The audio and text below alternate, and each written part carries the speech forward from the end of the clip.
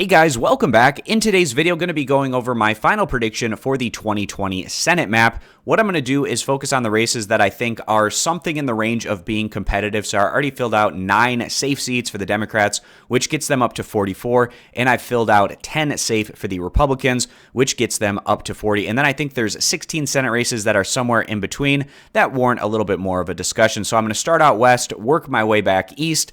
I had a really hard time coming to a final prediction on a number of these races. They could really go either way, and at the end of the day, it could even be a 50-50 split in the Senate, and if that was the case, the tiebreaker would be whoever wins the presidency, their VP would break those 50-50 ties. So there's a lot on the table in this election. Could be very close and right around that 50-50 number, so that also puts added importance on the presidential side of things. So starting way out west and up north, in the state of Alaska. Now, normally this one is fairly safe for the Republicans, but given that we've actually seen a number of very close competitive Senate polls out of the state in recent weeks, has this one in a little bit more of a competitive range. Now, I still think Trump gets over the line in Alaska and is able to win that on the presidential side, and I think that might be enough to pull the Republican Sullivan along and eke out a very close competitive win there in the state of Alaska. So giving this one as a lean over to the Republicans. Moving down from the state of Alaska, the state of Montana, which is one of the toughest ones that I had to predict to make my final prediction on. This state, it is a very close competitive race between the incumbent Republican Senator Steve Daines and the Democratic Governor Steve Bullock, the very popular Democratic governor, which actually gives the Democrats a decent shot at picking up a Senate seat in a state that tends to go to the Republicans. But that's not always the case because, of course, we've seen Democrats win on the governor's side in Montana. And then also just 2 years ago, Jon Tester, the incumbent Democrat, won that Senate race in Montana. So we can see very close races out there. I think Trump is able to get over the line and win Montana by at least somewhat of a margin. And then that might be enough to also bring Steve Daines along, but I'm not super confident about that at this point in time. I'm just going to give a very slight lean over to the Republicans to retain this seat, but I would not be shocked at all if the very popular Democratic governor went on to win this one. It's almost kind of like what we saw in Florida in the 2018 midterms, where Bill Nelson, the Democrat, was running as an incumbent, but he had to go against the Republican governor who had good numbers as well, and that was an extremely close race. The Republicans were able to eke that one out. We could see a similar type of thing in Montana, except on the reverse side of things with the parties. So after giving over 2 very close wins to the Republicans in the first 2 states, now we move down to Arizona and Colorado, which I think are ones that the Democrats are able to flip, especially just given what we've seen from the polling and consistently with how these races have been going. It seems like these are almost safe, more so Colorado being really close to being safe with John Hickenlooper claiming that one. Arizona probably going to be a little bit more competitive than what we see in Colorado, but I was really early on Arizona from the get-go. I said that Mark Kelly was going to be a much tougher opposition than what Sinema was to Martha McSally back in the 2018 midterms. Of course, the Democrats picking that one up back in 2018. I said Mark Kelly, he was going to fundraise tremendously well. He has name recognition. He brings really tough competition for what's technically the incumbent Republican, but Martha McSally hasn't won a Senate race in Arizona, and I think she comes up short again here. You could go somewhere between a lean or a likely, I feel, for Mark Kelly to take this one, but at this point in time, I'm going to be giving it over as a likely. And then moving over to Texas, this is a trend that we've seen in the American Southwest. Demographics is playing a role in this, where the Democratic Party is making gains. We've seen this in Colorado, we've seen this in Nevada, Arizona, New Mexico, and that's also playing a role in getting Texas to be extremely competitive. We've seen very high early voter turnout from Texas, and Texas historically is a state that doesn't necessarily have great voter turnout. And part of the reason for this is the fact that Texas is consistently red in these statewide elections, so there's less incentive to go out and vote. But the fact that it's a battleground state this time around, there's a lot more enthusiasm, especially what we saw in the 2018 midterms. Beto O'Rourke, very close competitive race with the incumbent Republican Ted Cruz. That at least showed Democrats that they could be competitive statewide. Now we have a 2-year shift from that, where the demographics have gotten even a little bit better for the Democrats, and they've also shown that since they can be competitive statewide, that there's a bit more incentive for their voters to go out and cast a ballot. On the presidential level, I could really see this one going either way, but on the Senate level, I think the Republicans have the advantage because they bring in the incumbency with John Cornyn, who is a bit more well-known given his incumbency advantage against the Democratic challenger Hagar. And we've also seen this in the polls where Biden is doing a bit better against Trump than what we're seeing on the Senate level between Hagar and Cornyn. So I'm going to be giving this one as a lean over to the Republicans to continue to retain that one in Texas. Moving up to Kansas, going back again to 2018, actually statewide, we saw the Democrats win here for the governorship, but that was against a very unpopular Republican option in that race. The Republicans dodged a bullet where Chris Kobach, who lost in the 2018 governor's race, was not able to win the Republican primary for this Senate matchup, which gives them a little bit more of a better position to retain this seat with Marshall going against Bollier. The polls that we've seen have been relatively competitive, but has been an edge over to Marshall. Going to be giving this one as a lean over to the Republicans to continue to retain that one. Now moving up to Iowa, another one of the very tough ones to put a final prediction on. Greenfield, the challenger here to Ernst, the Republican incumbent. Greenfield's been gaining in the polls and even showing a little bit of a margin in a number of the polls that have come out over the past few weeks. I think Greenfield did really well in the debate that she had against Ernst, and I think on the presidential side, that can also influence this one, where I think Biden potentially ekes out a win in the state of Iowa like Obama was able to do back in 2008 and 2012 before Trump flipped the state rather significantly back in 2016. Going to be competitive on the presidential side. I think Biden possibly pulls that one out, and I think Biden helps bring along Greenfield in another one of these races that's likely to be extremely competitive, but I do think Greenfield just ekes this one out. Going to be giving this one as a very slight lean over to the Democrats. Moving up to Minnesota. Minnesota, in terms of these Midwestern states, tends to be a bit more Democratic statewide. Probably the only state in this region that's more Democratic would be Illinois consistently.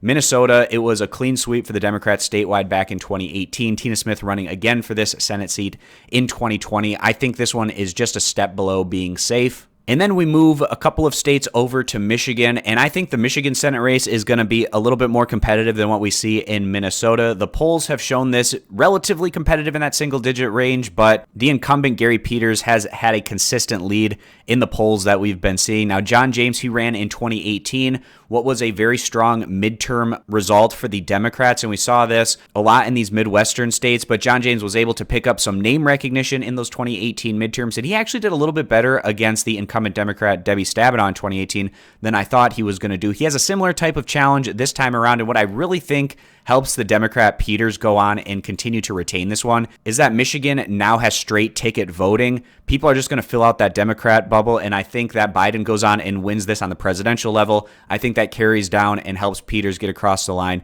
and continue to retain that one for the Democrats. Now moving down to the state of Kentucky. And the only reason this one is worth discussing is just because Mitch McConnell, the incumbent Republican, is extremely unpopular, consistently has some of the worst approval numbers in his home state. But I don't think the Democrats picked the right challenger to go against him, and McGrath has consistently shown that she is down by enough of a gap in these polls where I don't think she's going to be able to surprise on Election Day. Now, I actually predicted the Kentucky governorship correctly just a year ago when we had the Democrats go on and win that one by a very slim margin against an incumbent Republican, and perhaps that is a Democrat who is now the governor who could challenge for this Senate seat down the line when he's done serving as the governor. That would be Andy Beshear, and would give the Democrats somebody who has shown that they could win statewide in Kentucky and would have name recognition at that point. But the Democrats just don't have that this time around to challenge McConnell. And with Trump likely to do so well in the presidential result against Biden, again, that will also help carry McConnell likely to go on and continue to retain this one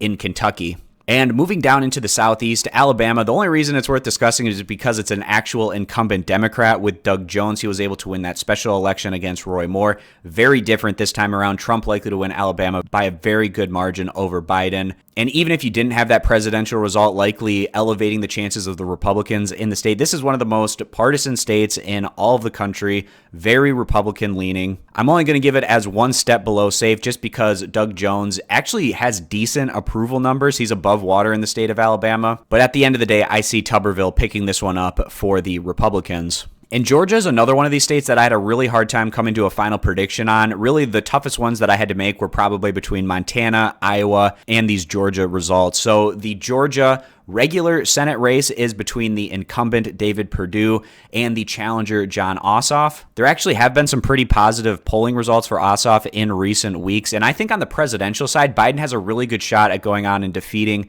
Donald Trump. He's likely to close that gap with white voters enough to where he can be extremely competitive statewide and perhaps get over the line, because we know he's going to do really well with the minority vote. And if we go back to the 2018 midterms, even with a lot of voter suppression that was going on in Georgia, it was still an extremely close race statewide for the governorship between the Republican Kemp and the challenger Stacey Abrams. The Democrats have been doing a ton of work in Georgia to increase voter registration, increase turnout, and I think that could be a tipping point where Georgia could possibly go for Biden. I think there's actually a decent shot of that. That could possibly play here in this Senate race as well, getting Ossoff over the line against the incumbent Republican Perdue. But still, even though I think this is likely to be extremely close, going to be giving the slight lean over to Perdue, given his incumbency advantage. And that is with me also thinking that Biden has a decent shot at going on and grabbing that statewide result. But just giving this one as a slight lean over to the Republicans. Would not be surprised if I was wrong with that prediction. I think the Democrats have a better shot in the special election with Warnock going against either Collins or Loeffler. The polling has been pretty solid for Warnock, and I think that even if this goes to a runoff, I think that there's a slight lean that the Democrats claim this and pick this one up in that special election result. Moving over to South Carolina, this normally wouldn't be a discussion, but the polling has been pretty interesting between Harrison and Graham, with Harrison even leading in a number of the polls that have come out in recent weeks. But we also have seen polls that have shown Graham in the lead. On the presidential side, likely to be a little bit more competitive than normal in South Carolina, but Trump is still likely to grab that victory. And I think that could potentially be enough to pull Graham across the line. It would be pretty stunning to see a Democrat win the Senate race in a state like South Carolina, but Graham not all that popular. And Harrison has run a really strong campaign against Graham, but at the end of the day, going to be giving this one as a slight lean over to the incumbent Lindsey Graham. That puts us at 50-48 with a couple of results remaining. So I'll go up to the state of Maine.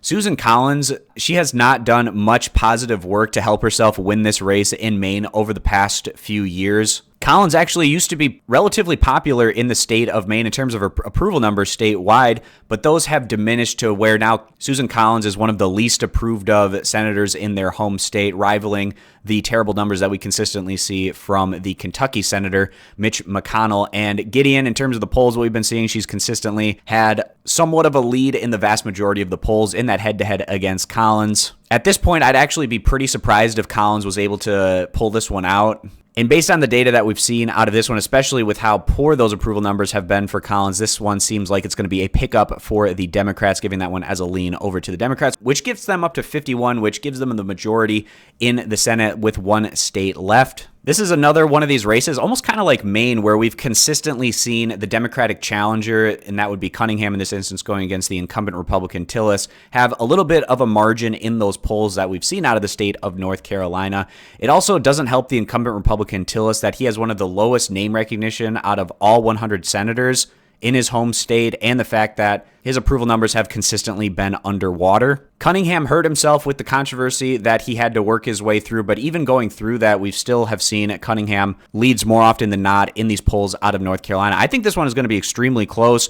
There's a governor's race in North Carolina that I think is pretty likely to go over to the Democrats, and on the presidential side, I think Joe Biden is potentially going to pick up North Carolina, and that can have a down ballot effect where it also brings Cunningham across the line to pick that one up for the Democrats. So I'm also going to be giving this one as a very slight lean over to the Democrats. And that puts me at a final prediction here of 52 Senate seats for the Democrats, 48 for the Republicans. I had a very tough time coming to a final decision on many of these results. Wouldn't be surprised if it was closer to a 50-50. Also wouldn't be surprised if the Democrats did slightly better than this, or maybe the Republicans enough to retain a slight majority at 51, even if they lost the presidency. That's also on the table. Personally, I think the presidential side of things is going to be a little less interesting because I think Biden, just based purely on the numbers, has a really good shot to claim the 270 electoral votes needed in the Electoral College to win the presidency. But the Senate, I think, is a bit more interesting. It could come right down to the wire with how a couple of these races shake out.